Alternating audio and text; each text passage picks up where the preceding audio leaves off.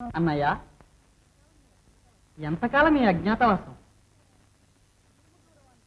కుటుంబ గౌరవానికి తగిన స్థిర జీవనం ఏదో ఏర్పాటు చేసుకోవాలి. కాలం కలిసి వస్తే భగవంతుడే ఏర్పాటు చేస్తాడు నాయన. మనం పట్టుబట్టి ప్రయత్నం చేస్తేనే పోయిన భగవంతుడు.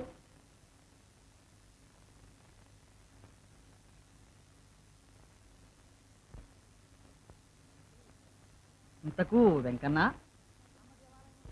ఎల్లమ్మ దేవాలయంలో ధనపిశాచం మూలుగుతున్నదంటారు, నిజమేనా? ఓ కోటాన కోట్లు గంగాళంలో ఉంది. అక్కడ ఎందుకు పాతి పెట్టారు? అసలు ఈ ఎల్లమ్మ పుట్టుపూర్వోత్తరాలు? ఎల్లమ్మ పెరిమిటి కోటీశ్వరుడు. పూర్వం మరాఠీ దండు ఆ ధనమంతా దోపిడీ చేసి అతన్ని చంపి పారేశారు. పాపం ఆ మహాతల్లి భర్తతో సాగమనం చేసింది.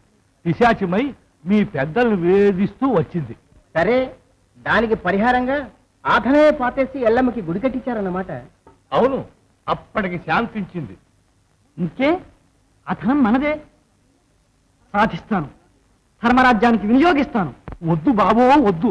ఎంతో మంది ప్రయత్నించి సాధ్యము కాక ఆ ధనపిశాచానికి బలి అయిపోయారు. గుడి నిండా చచ్చిన వారి శవాలే. అందులో నాశల్యం ఒకటి. ఎవరికి శక్యంగాని కార్యం నిర్వహించినప్పుడే పేరు, ప్రతిష్ట. ఈ దేహం ధర్మానికి బలిదానం కాని. వద్దు భీరు, వద్దు. మహాసాహసం.